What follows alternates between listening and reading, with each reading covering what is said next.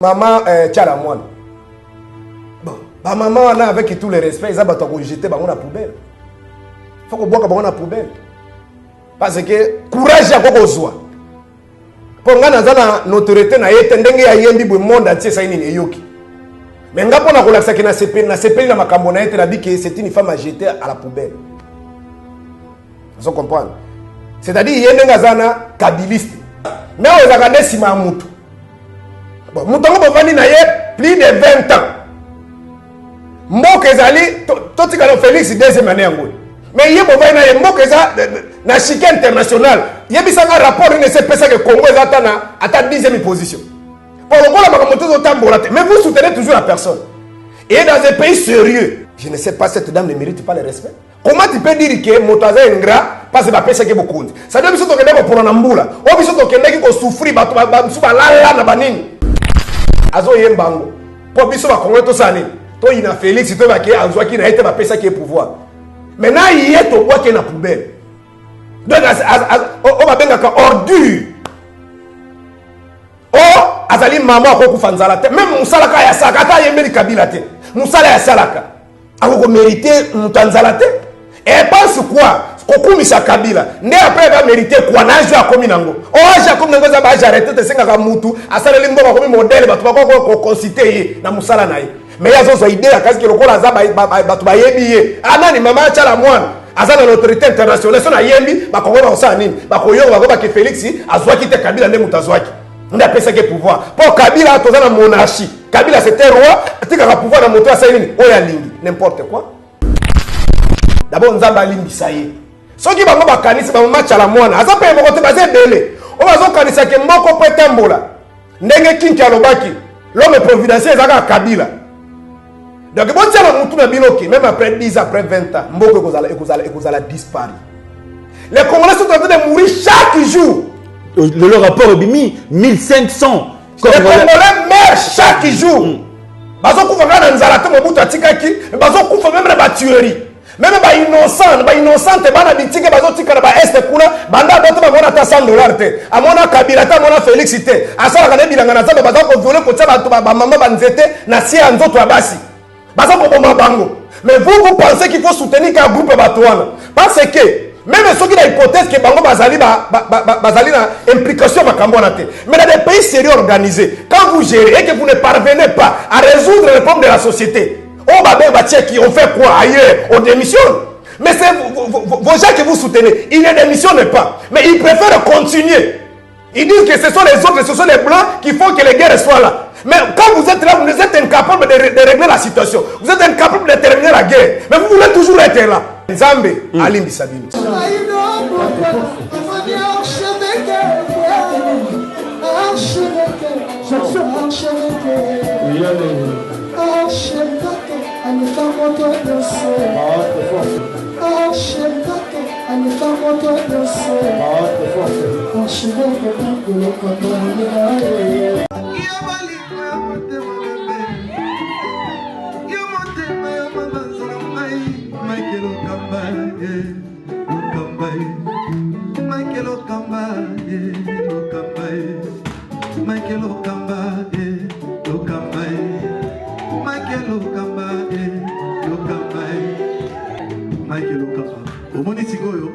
L'artiste, c'est l'improvisation.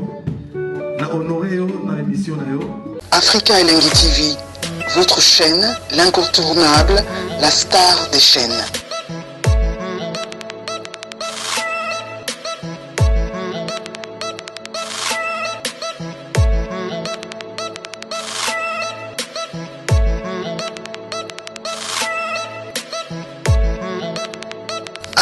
Africa Elengi TV, la magie de l'info.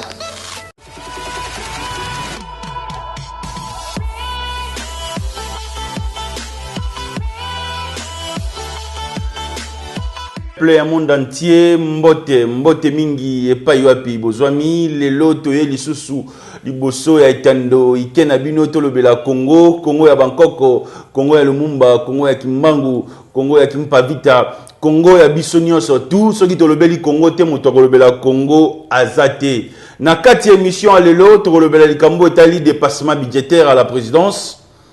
na mwana mboko toyambi Serge Taboukou. Qu'est-ce qu'il faut faire? Est-ce qu'on a mokolo alelo faut enquête fungwama na ba dépassement topé na mbongo eko bima na présidence de la République mwana mboko toyambi lelo akopesa makanisi na ye.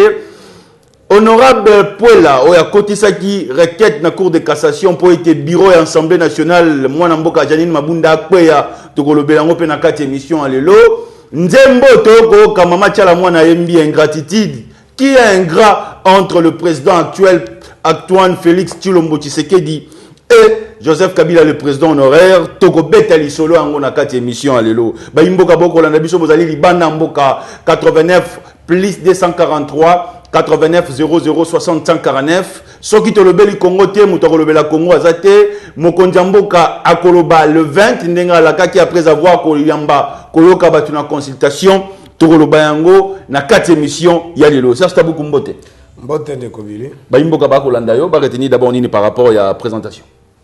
Merci ndeko na bino moimboka Serge Taboukou toyaka kaka pona kokoka kopesa muke oyo nzambe atie kati na biso lokola compétence to pe capacité pona koédifier peut-être bande ko mususu pona bolingo ya Congo soki tolobi te mboka na biso ekobeba soki pe tolobi seka toloba kaka pour que tolinga mboka na biso lobi ekokenda liboso donc yo muto zolanda biso tolekaka te poto yebi koleka batebele tolekaka te poto zana makoki mais tolekaka poto na souci que baike belé bakoka kozala na boyebi pour que basunga mboka na bango pour que mboka ekenda liboso. Merci beaucoup. Très bien. Mwana mboka Serge Taboukou, est-ce que na mokolo alelo ndenge mwana mboka honorable Puela à côté ça dit requête na cour de cassation et pas yo pi bajuge ba ko zo menace na ndenga ko sakana te tokoki koloba que justice mboka na biso ezali instrumentalisé et gestion ya bureau ya assemblée nationale après avoir kolongola mwana mboka Kabundu akabundu yo komona ngolo lenge kani. Bon, ngai na koki ko perdre énergie na ngate na kokota na fond ya makambo ezolekana par rapport na motuna na yo parce que selon ngai jusqu'à preuve du contraire eloko moko d'abord na bisa kena émission muso eleki ke mboko ezana no démocratiser te c'est-à-dire ezali naloba depuis coup d'état Mobutu esalemaki na 65 un groupe de gens nde basorganisaka bazo diriger biso par défi ndeko mona ke ti ndeko Joseph Kabila zaki na pouvoir azo sala makambo c'est-à-dire ba institution ndenge za kawana eza nango ba papier moko boye ba lettre morte c'est-à-dire ba lukaka place ya moni za intérêt na e ba appliquer yango place ya moni ke intérêt na ete etali bango yango kamusa nga kutu nde nazo holanda bango mikolo yo violation ya constitution nazo bese bato bazo mona be na bita so bazo l'autre.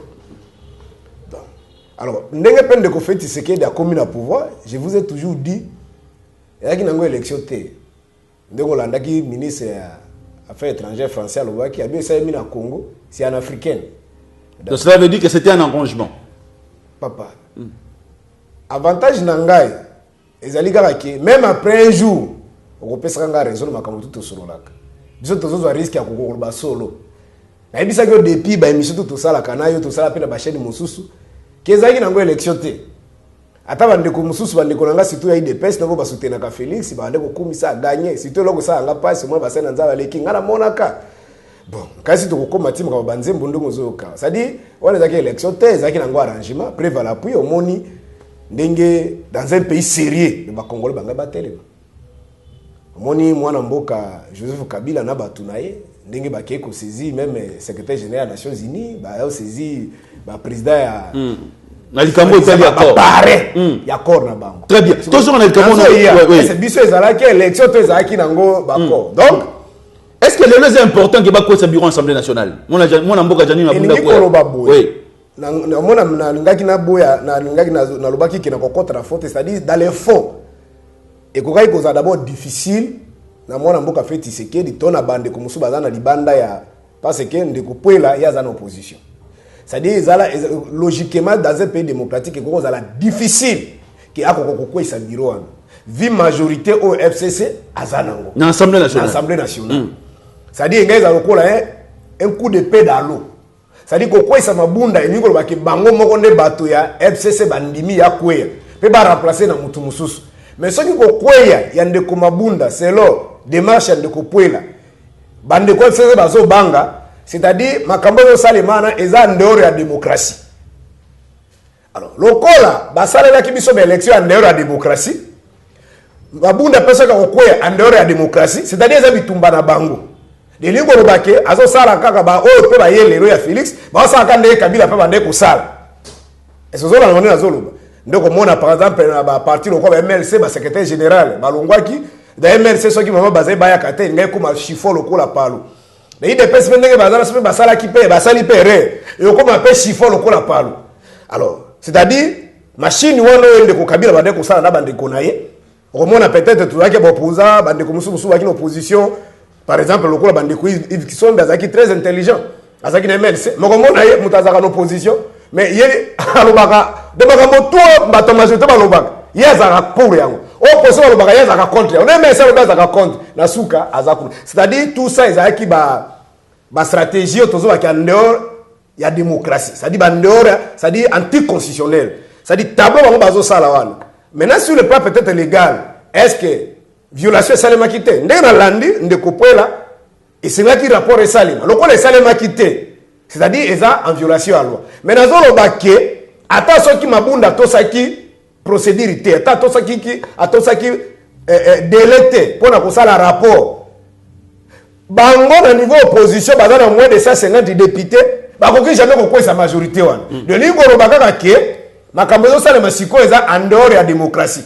De ce qui est allé dans le cadre de la démocratie. Attends ce qui m'a quoi si bureau wana. Le bureau qu'on a formé et qu'on a la kaka ya FCC. Alors démarche ni non de kopoya opposition ko bunda pa balongole longia mabunda parce que ata bureau ya simé ko ya avec kozaka FCCT langage discours eza mususu discours ezali que machine eza déjà mise en place pour na ko déstabiliser, c'est-à-dire ko récupérer majorité o ezali na FCC et koma na opposition. Oui. Alors parmi ba kuya liboso bazo beta et koleka test ko salema d'abord ceux qui mabunda koi.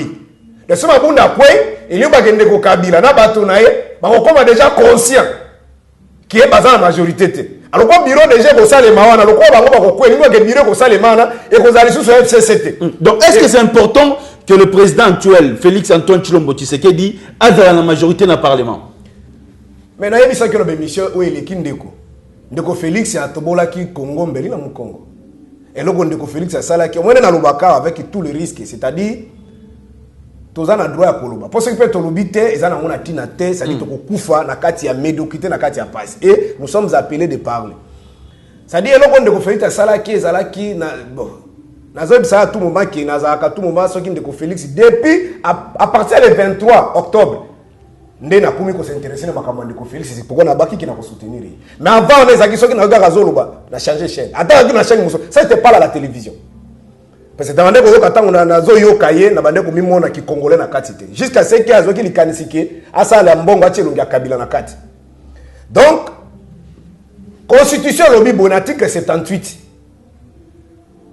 C'est-à-dire législateur a monaki ke pour na ko garder l'institution et sengeli te président de la République azala na totalité à pouvoir a to risque comme un dictateur parce que babanga ki dictateur to utaki ya Mobutu. Naya Musée Kabila. Alors, bah, ça qui que pouvoir est équilibré. Néanmoins, bah, ça que le système est semi-présidentiel. Mais pour le président de la République qui va aller dans la suffrage universel, programme naïe, et la mise en exécution, et c'est grâce à la majorité parlementaire.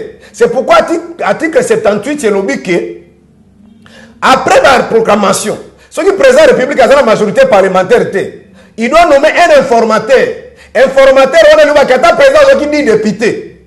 Alors qu'il y a un parti parce qu'il y a 4 élections et qu'il y a soit un regroupement politique, soit un parti politique. Mais le peuple est indépendant. Mais avant que ça soit 251 députés, il y a ça na kati ya majorité, il y a président de la République pour que nos condamnons exécuter vision. Mais là, ça la kinga passe ces alliés. Je vais vous dire en 2006, à nommé informateur. Malgré ça, la majorité des acquis attendent de tout yebi. En 2011, à nommé informateur. Mais moi, je ne sais pas faire Tshisekedi, moi, je sais Tshisekedi. À moins qu'on nomme informateur. Tout le monde est Kabou, il y a un ennemi, il y a tout le monde est déjà formateur de Tina Konomé, formateur était Kabila dans la majorité. FCC est la majorité. On va y aller comme intellectuel que FCC comme plateforme et ça la personnalité juridique qui était et déposer qui peut liste va candidater. Donc lui va pas penser que de cause Kabila majorité imaginaire. Et ça dit que na calcul la FCC parce que ce qui va permettre qu'il y ait un nommé formateur et qu'il y ait une majorité parlementaire, mais les solos FCC c'est un koufa. Merci. 89 c'est ça. Donc moni baboyaki, il y a pas le col azaki na deal na ye na masolo na ye na corps na bango. Tout ça ensemble, ça dit tableau na bango ezaki bongo. Travaillons ensemble pour l'intérêt du Congo. Non, intérêt Congo, ça bosse intérêt Congo ndenge na zone la siko déjà za bloqué. Merci. Ça dit ezalaki que Félix et na Kabila bakomi mutu moko ndenge bakomaka na palu na 2023 ndenge oyaki mweneni mulanya lobaki ke Félix il a des personnes qui soutenir candidat à Kabila, ça dit FCC azwa pouvoir, ça dit bakomi ensemble ndenge ezalaki bongo. Mais peut-être pour sous ça wana to sepeli tango makile la muki pour l'homme à salaki wana jusqu'à preuve du contenu dans notre pays qui a corona ba panzina na yango te. Ça lié à haute trahison, na évité même Milimu, banga pas pardonner Félix. Merci. Pays de personnes Félix, banga ba limu libéra, pas tout banga ici la tête. Les Congolais allaient toujours continuer à combattre Félix na Kabila. Merci na balba mona mboka Serge Taboukou. Boko landa biso à travers le monde entier. Nous sommes en direct sur YouTube, Africa Elengi TV et à Kinshasa, c'est avec votre humble serviteur Billy Kapesa que je suis en train de faire le travail pour vous. Est-ce qu'il y a un mokolo les alliés important que bureau et assemblée nationale et quoi démarche honorable pour la Bengibiso na plus 243 89 00 60 149. Likambo et Taliba dépassement budgétaire à la présidence de la République. Somme plus de 14 millions de pourcentage où est à la présidence de la République. Moi mboka Serge Taboukou. Dépassement budgétaire à la présidence de la République. Est-ce qu'il faut ouvrir une enquête à la présidence de la République? Le Cambo est libre dépassement budgétaire. Bon, la deuxième question, c'est la même chose. C'est-à-dire quoi? On a conflit dans le sala. Ils avaient qu'à Kabila bande ko sala. Mais moi différence c'est ça que la période de Kabila, bah il j'ai fonozo kawana. Bah même ministre de finance. Ouais, je le balelo, ouais, je le balelo. C'est de série à Kabila. Ministre de finance a quoi le caractère le baril que présidence et ça dépassement bon. Bon, on a dit que bandela on wapi. Akolota on na ndoto ni. Il chef personne qui bande ko sa ba rapport, na habité ba rapport de bande ko suka na ba valise. Pour biso tutika ko yoka te na période à Kabila. On a dépassé mbongo. On a dépassé ça 14 000% excédent business. Non. Donc moi avantage muke pas Félix Alika kake. Ba oyo ba kanisa kino na lobaka tango nyonso ba tie ki na pouvoir lokola mwana popi na bango, ça dit marionnette na bango. Même si on a il faut pas la quitter. Loin de moi l'idée à soutenir le dépassement, mais dans l'idée que le dépassement est salema, c'est-à-dire mboula na période ya Kabila. Mais Moutaloba ya ngote.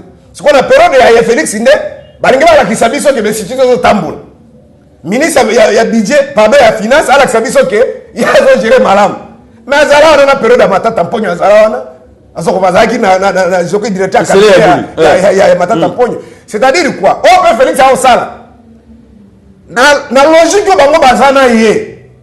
C'est-à-dire la logique à pays démocratique qui était. Na logique que ba kora yé Félix la Kabila. De singa ka sala ka bongo. Parce que azala marge à manœuvre té. C'est-à-dire il n'a pas de moyens. Alors, ngaka zali wana pas foutama bande konaye ba nabite soko zo la information. Ba diplomate. Ba so foutama te ba bi c'est la bloquer mbongo. Ba so foutama te mais il y a finance bango ba so foutama. N'habite ce qu'on a dit information. C'est-à-dire, tu vas foutre à mater. Tu vas bloquer. Tu vas bloquer mon amour à faire tisséquer. Ce qu'on y a d'un côté, azon les qui savent pas, tu vas zéro mon peuple. Tu vas zéro paiement. Mais, malgré les intérêts à Mokate, pour le dépassement sur la salle, n'habite bon si c'était ni. Tout le monde qui est la présidence sur le service, ils ont qui s'amakank. Oh, service à Boué, service à Boué. Une personne qui travaille aujourd'hui à la présidence de la République a touché plus de 1 million de francs congolais. Tout le monde et le retour. Tout le monde a camé. Habillé le col à l'ingaka via bateau à Kitoko, autant que commis na cabinet de la présidence de la République a triplaqué. Bon, il a triplaqué à la présidence. Bon, le secteur vitaux, le secteur de la santé. Et ça, secteur vitaux. La même maman est montée. nalanda banga menacé de kokama pas. Donc on a OK dans secteur intérieur et défense. Kuna ba triplete. Ça dit makambo tu ezo sala bezo sala na ndenge ya ba corps ya ba deal ya bango ba salaki de moyens de condamner ndeko Félix Ezawa na pété parce que Kabila sala yango mais des problèmes ezali que lokola ba congolais. Qu'est-ce qu'on peut faire pour la kosisa makambo? Pour ba congolais lokola ngai lokola pe ba mususu belé. Ba ndeko soutenir papa Etienne Tshisekedi te pour mo koli de peste be kozo pouvoir. Pour ba kosala makambo ba tola ba ndeko sala. Mais bandeko to bandeko bunda pour que lobi mboka na biso et comme appelle lokola ba Sénégal poto boto tanga poto. Et comme attend lokola ba Sénégal et comme attend lokola ba Maroc et comme attend lokola moi un bon attend comme Madagascar. To mona kipo bango ba ko sabato ba lobi c'est du nouveau premier fois dans le monde Athéna c'est pacifique ça les meilleurs okuta. Mais to mona que dans Madagascar opposant pas ce pouvoir. Mino qui peut petiter. Ba to ba kufite. Bien au contraire mon tozala qui na pouvoir à contester ba résultat. Alinga banda ko soulever peuple. C'est ni na bango lobi tete. Yaka papa yaka total. Batangi bilete moko c'est-à-dire recomptage. Après moko habite to soutenir moningazi. Oki na Madagascar no boule zali. Donc elingo loba ke Athéna c'est pacifique pouvoir opposer comme la majorité et c'est dit na Congo tete bazo ko sa ba congolais. Na pesi par exemple Madagascar tu ko sala makala kala mingite. Donc et ça les makanango même en Afrique awa ba pays modèle les ba pays frontalier mususu awa. Ba Tanzanie, ba Zambie, ba ni tout ça. Beaucoup de anciens présidents bazali. Donc, problème ezali que makambo yose manamboka na biso, c'est un arrangement. Yango mona bandeko Kabila a sekakana biso kaka. Aibaki ke ba Congolais bakende ko sangana Genève, a panzi bango, a récupérer moko na bango pour a démorcer crise ozaki, c'est-à-dire pression populaire ezalaki, na impact communauté internationale, il a reçu son coup et il était déjà prêt là-bas en 2023, attends il a combien a vu pouvoir était mutuné moko soit moi si neto mutumsa ko ba yepse sa ko za pouvoir il de PS parlu ba comme eloko moko donc tableau na yezaki yango moni ba le kaka nazo se kabiso dans la moni ke otu vraiment c'est pitié yango tango nozo yoka ba cadre miné no bazali na sommet d'institution Olandi ministre de finance Olandi wazali na cabinet soke Merandi wazali na conseil ya Félix azabi ke ndeko Joseph Kabila azana 2500 conseillers. Par contre, 2500 garde républicain. Mais ça reste à vérifier. Ça reste à vérifier. Et ces informations de la rue et ces informations de la rue, la mission de grande personne, est-ce que vous la scellé? Donc, vous avez les mérins, vous avez les balabal. Alors, vous avez les zali. Mais quand vous avez des personnes qui ont des balabal, oh, qui n'a pas de la vide. Si vous avez les mérins dans le biwana, vous avez les mérins, vous avez les mérins. Si vous avez les individus, même en Afrique, même dans le monde, le président il aussi a le pouvoir ici là, avec 2500 militaires. Et ça les morts.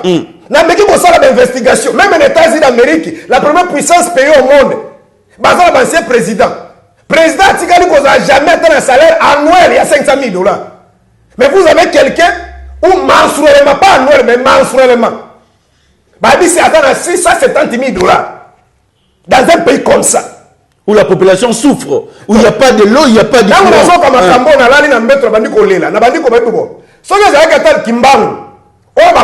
Prison, à mon qui passe, bah payer salaire à votre bois, il mérite ça. Si vous avez un monde, bah katake misuna la mouki. Abi non, bah moment qui est pour le Congo, et c'est pas payer salaire, il mérite ça. Si vous avez aussi mouki dans ce massage, maintenant qu'est-ce que Kabila a fait pour mériter tout ça? Très bien, mais la Mayapio. 89 00 60 149, Bandegoboko Landabiso, République démocratique du Congo, consultation Ezali. Le président de la République, Antoine Félix Tshilombo, qui s'est dit, a continué à consulter le 20 à Goloba, Liboso à la population, parce qu'il y a la gagine peuple, dans le discours, on a 6 minutes, à Gozon, on a fait ça, peuple rapport, peuple a payé mandat en 5 ans, parce qu'il y en a 2023, peuple n'a gotuna, au Kenaki Kuna, de Pasakio, Bokondi, au Salina Yango, Nini. Pour votre information, moi, Namboka Martin Fayoulou m'a dit, moi, Namboka Delph Mouzito, bazoua qui a invitation en consultation. Donc, à taper bazoua qui a invitation en consultation, wana makambo, bango, balobi na monorona bango, et zalagi na ntele, du bosso à 8000 personnes. Peuple Boko Landabiso, plus 243 89 00 60 149. Prix à passeport Ekiti, point de vue. On peut dire félicitations à Félix Tshisekedi. Non, c'était... On est allés quand même à BT, ils ont malade. D'abord, dans les pays, même j'ai des informations, dans l'anda qui est honorable, moi, dans la télévision, dans d'autres pays africains, même par passer pour à 45 $. Ça valait à 45 $. Mais de 250 $, $95, ça va. C'est quand même même pas. Ouais. C'est quand même pas. Mais tous les banques qui na simawa biloko wana ezanga kate oh. Futaboye. Invisible. Futaboye. Bon, comme tu as ça 70 200. Tina 200. Yo ouais 180 na kuba tozo na 180. Bah on a 250. 250 ba 300 kutu. Ouais. C'est quoi le tozo boyande 99 wana ezala kaka acte moko politique. Oh non ba frère connect, oh ba frère boye. Inyo c'est ça l'idée ça prise de 99 wana 300. Bon ça est l'autre côté. Donc ils à la bongo parce que tu dis que batoana ba service on tout ça ba faire de fonctionnement na bango moto ya pesi mbongo na azo passeport mais c'est sous ba acrobacité tout ça passer par là donc ils ont ngo résoudre ngo loko mon côté mais néanmoins ndenge wuti na monta à 180 c'est parce que tout landa qui même qui structure wana ya o ya ba belge wana ba ndeko produire yango ba bi ne landa qui député à sala qui motion na de marche na niveau parlement nalanda ina chaîne ya ba confrère non de Bosol azo abi que même ceux qui bato smele que wana bazo mais botie za ata ça gouvernement congolais habité ça mouké bon na habité vraiment ceux qui mboko yo vraiment congolais ont conscience. Merci. L'homme de Dieu, ça je beaucoup. Hier, l'artiste musicien Karmapa a chanté Mama Yemo et Yomana Mama Yemo. Aujourd'hui, Tchalamouana qui fait aujourd'hui, comment dirais-je, des top, na hit dans les réseaux sociaux, il a chanté ingratitude. Entre le président actuel et le président honoraire, qui est vraiment ingrat? Bon. Ça va naître. Tu veux dire que ça va naître. Problème, il y a Motoloko Lotuko Tangandeko Kamapa, je ne le connais même pas. Mais c'est un compatriote. Alanda Kaye, Namona Kaye, c'est un artiste. C'est un compatriote. Nzembo ya Yembi pour résoudre les problèmes dans la société. Qui a été interpellé, hein? C'est ça dans les pays sous-développés. C'est la dictature des Akabongo. Des Akabongo. Mais, yo mona ta bande connaît musuba kofi banene babanga kuyemba ba makambo tali lié na patriotisme. Pour babanga kaka ba menace wala ba interpellation. Ata ba le kana TV te, biso to yemba ka mbolingo te, babanga kande ba yebi.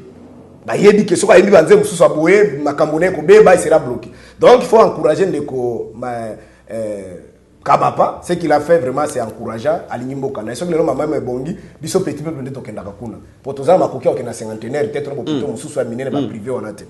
Mais par rapport coup de chapeau na maman Denise nenga ko bongisa centre maman Bobutu parce que kufa kinde ko kufa. Vraiment. Bon, eza idée malamu ko c'est encourageant, mais to lingi to bunda kina bango l'opposition te pas mboka ko makobongisa kana ba individu. Parce que il y a tout un ministère. Oui, tali makambo infrastructure. Oui, tali makambo ya social. Donc le système ya Kabila yango wana. Maman Olive, aki opesa ba kundi musicien. Mboka eza katambola ka bongo te.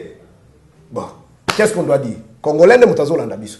Sikoyo par rapport à ndeko maman Tchalamouane. Bon, ba maman wana avec tout le respect, ils abato ko jeter bango na poubelle. Faut ko boka bango na poubelle. Parce que courage ya koko zwa. Pour nga na notoriété na yete ndenge ya yembi bu monde entier ça nini eyoki. Mais nga pona ko laksa ki na CP na makambo na yete na bi que c'est une femme à jeter à la poubelle. Vous comprenez? C'est-à-dire yende nga zana kabiliste.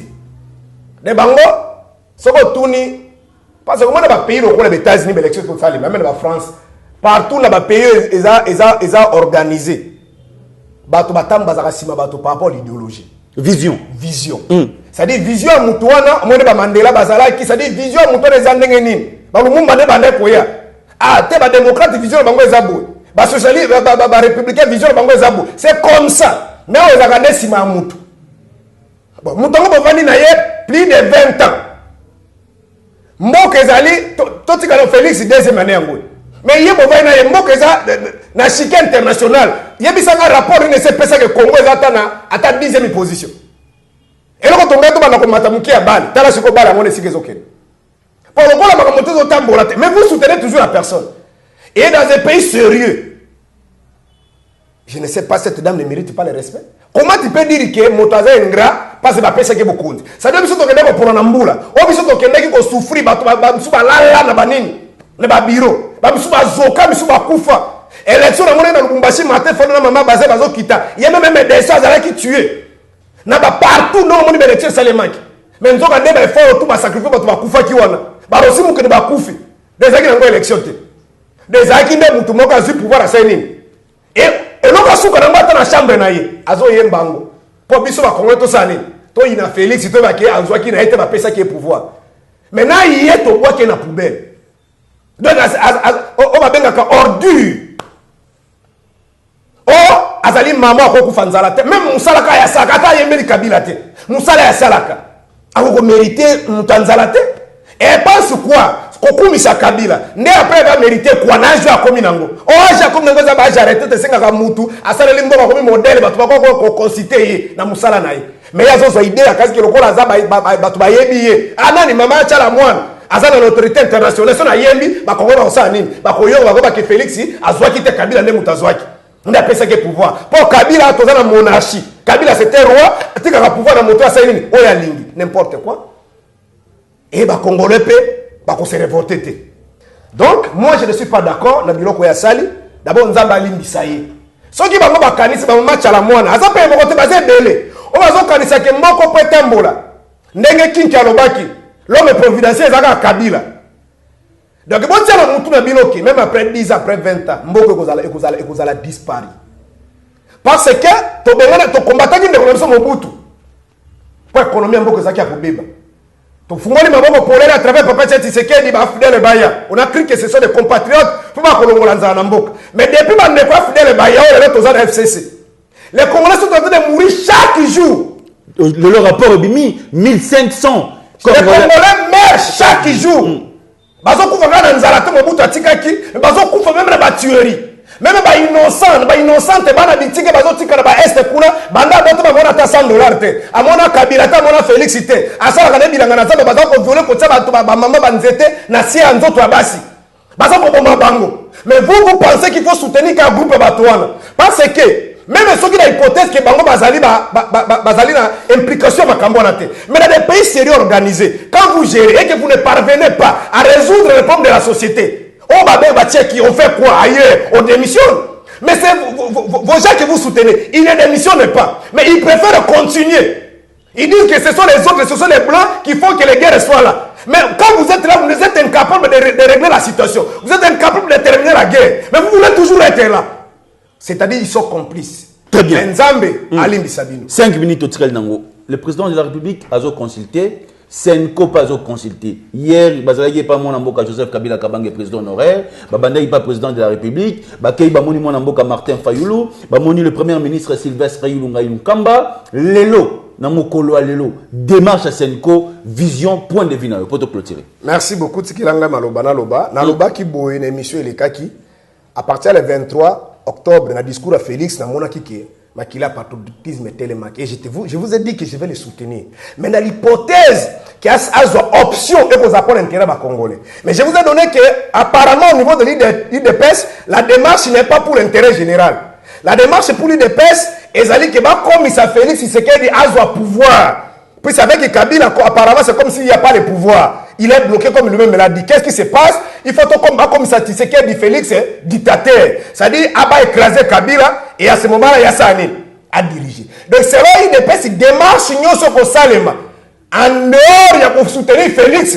Ce sont des démons. Maintenant, si on est des patriotes, si tout le monde il dépêche, va soutenir Félix. Voilà ce qui vous dit. Parce que leur tableau, c'est quoi? Qu'est-ce que j'ai compris? Dès que j'ai l'émission Moussoussou.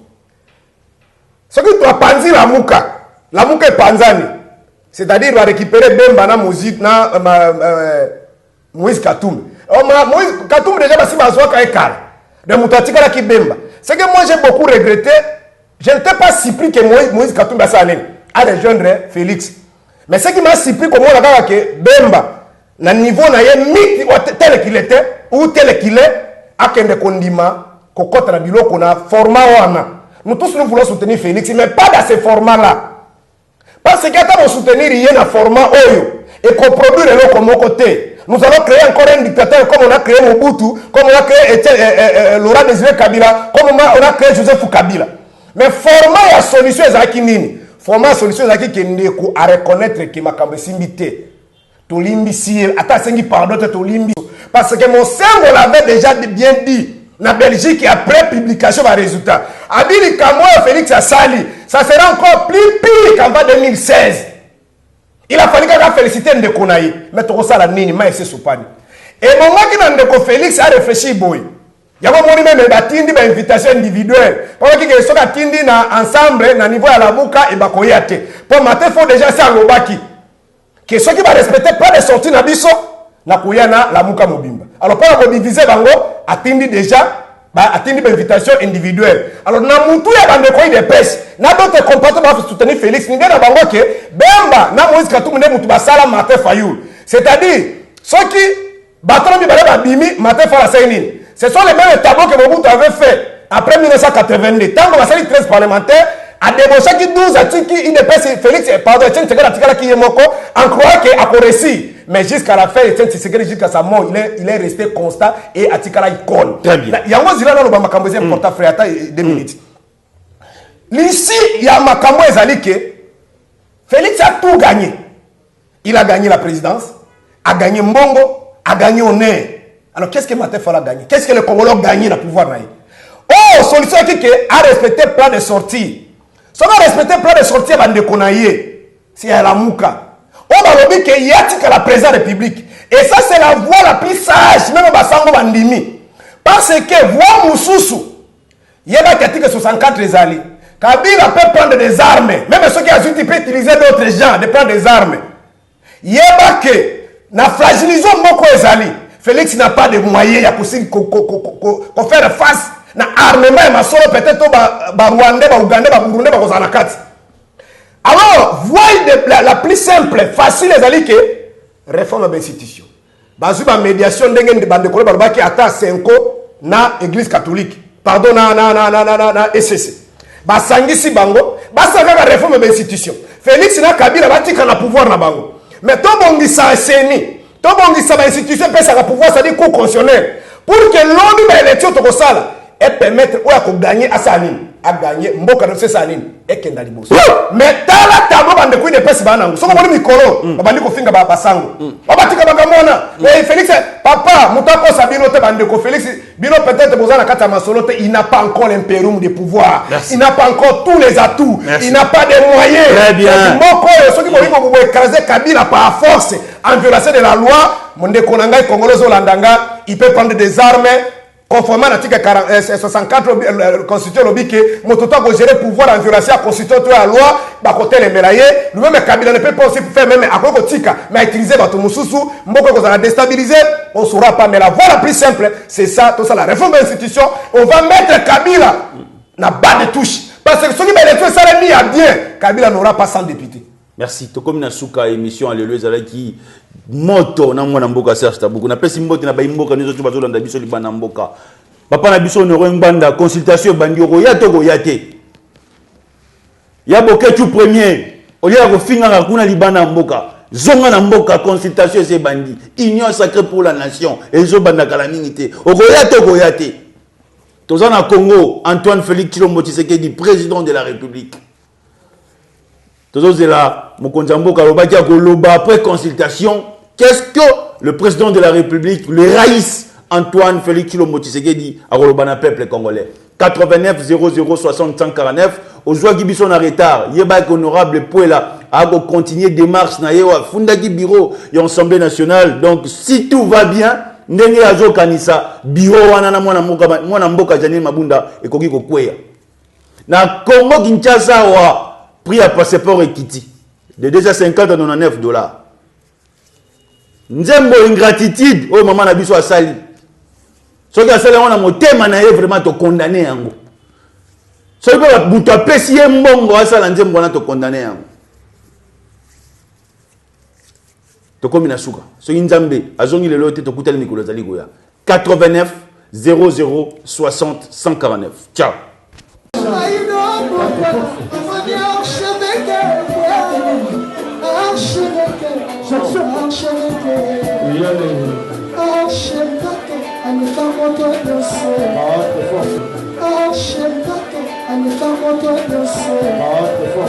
Force.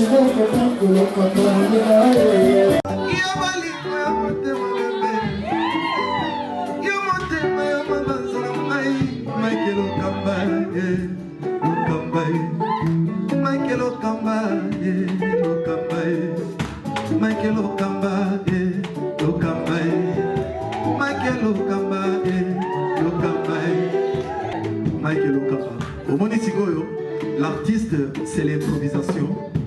Na honoré dans l'émission. Africa Elengi TV, votre chaîne, l'incontournable, la star des chaînes.